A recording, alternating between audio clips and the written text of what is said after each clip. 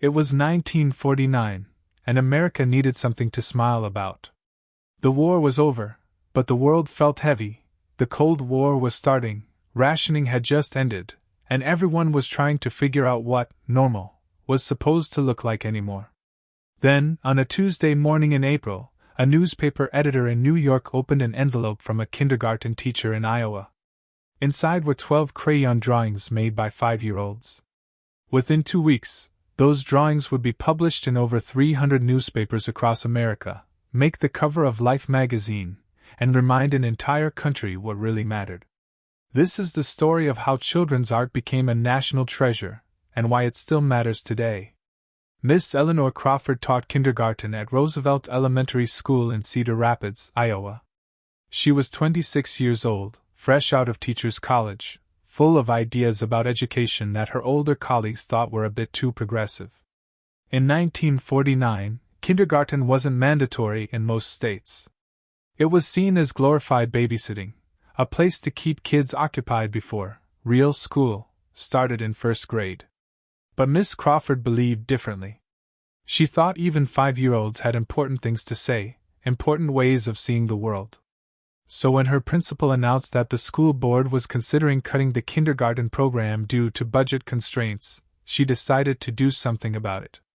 "We're going to show them what kindergarten really is," she told her class of 23 children. "We're going to make pictures about what makes you happy." The assignment was simple: draw something that makes you smile.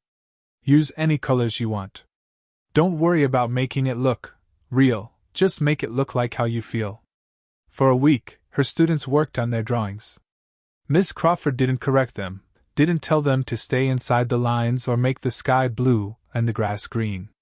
She just let them create. What emerged was remarkable. Not because the drawings were technically skilled, they weren't. They were exactly what you'd expect from 5-year-olds: wobbly lines, disproportionate figures, creative interpretations of color and space. But there was something else, something that caught Miss Crawford completely off guard. There was joy. Pure, unfiltered, unself-conscious joy radiating from every crayon stroke. One little boy named Tommy drew his dog, a brown blob with 4 stick legs and an enormous red tongue hanging out.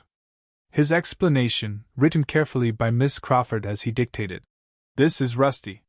He loves me even when I'm bad." A girl named Susan drew her grandmother's kitchen, a yellow rectangle with a black stove and a table covered in what looked like colorful circles. "These are cookies.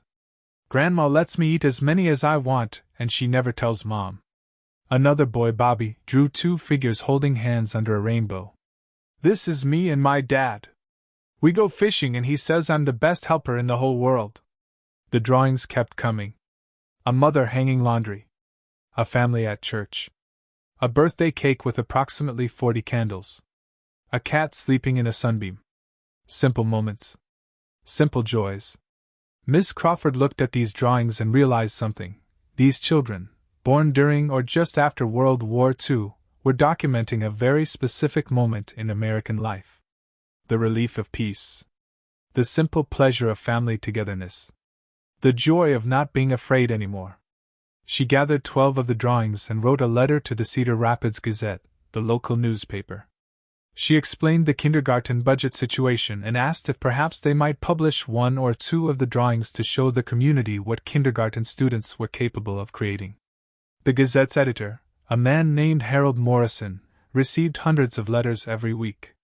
Most got filed away or discarded. But something about Miss Crawford's letter, or maybe it was the drawings themselves, made him pause. He spread the 12 drawings across his desk and just looked at them. And for the first time in a very long time, Harold Morrison smiled. Really smiled. He'd spent the last decade editing war coverage, casualty lists, ration announcements. He'd become, he realized, accustomed to heaviness. These drawings were the opposite of heavy. They were light. They were hope rendered in Crayola. He made a decision that would change everything. Instead of publishing 1 or 2 drawings in the local section, he ran all 12 on the front page of the Sunday edition, April 17, 1949. Above them, a headline: "What makes our children smile?" The response was immediate and overwhelming. The newspaper's switchboard lit up. Letters poured in. People called in tears, saying they'd clipped the drawings and put them on their refrigerators. Veterans wrote to say the drawings reminded them what they'd been fighting for. Mothers said they'd saved the newspaper page in their scrapbooks. But that was just the beginning. The Associated Press picked up the story.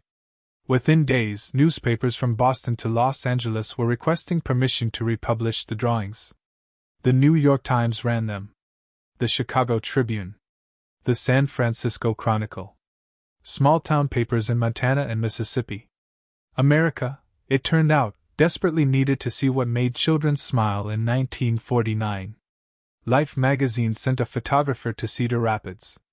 The May 2, 1949 issue featured a 6-page spread, photos of the children with their artwork, Miss Crawford's classroom, and an essay by the magazine's editor about the wisdom of kindergarten. The essay resonated deeply. The editor wrote, "We have spent 4 years learning to destroy. These children are teaching us, in 12 simple drawings, how to rebuild.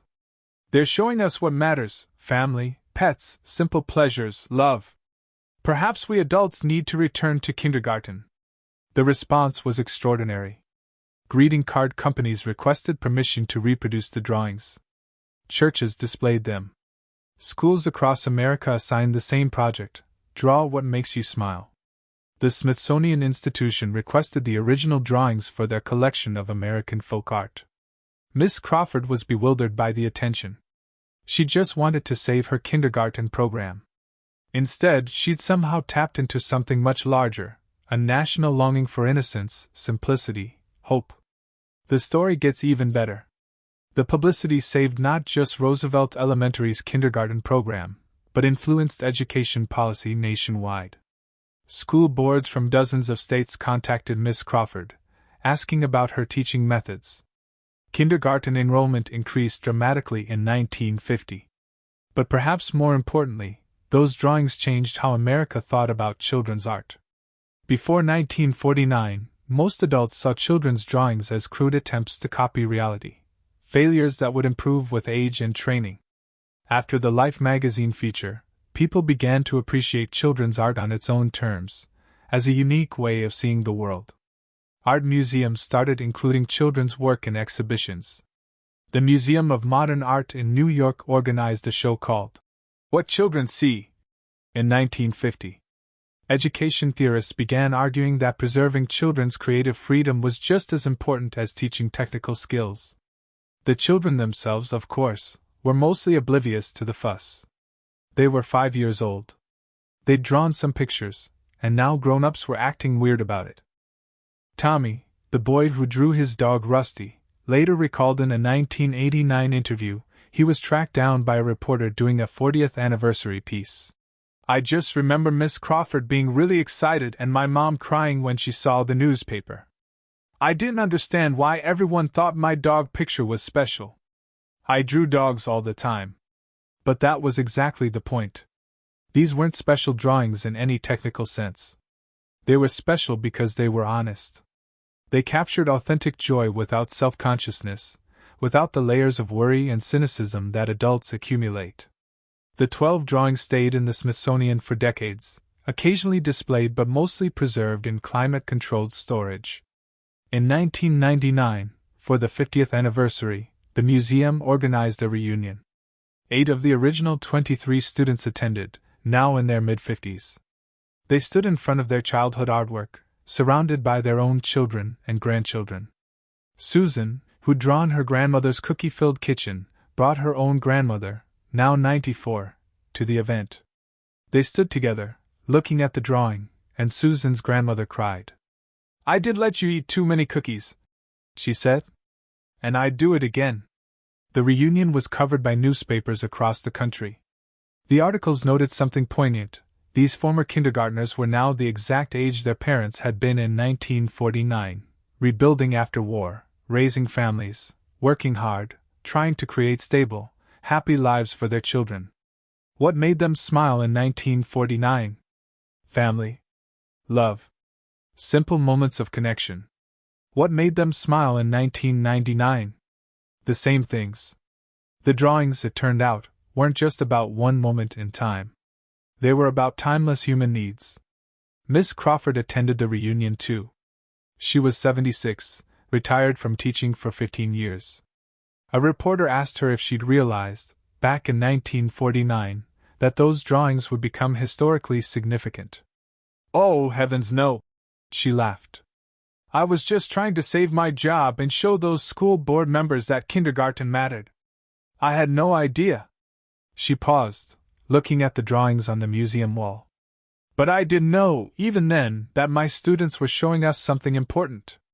They were showing us what survives war, what survives hardship, love, family, simple joy. Those things never stop mattering." The story of the 1949 kindergarten drawings has one more chapter. In 2020, during the pandemic lockdowns, when schools were closed and families were isolated and the world felt heavy again, someone discovered the Life magazine article in an archive and posted images online. The drawings went viral. Shared millions of times. Discussed on news programs.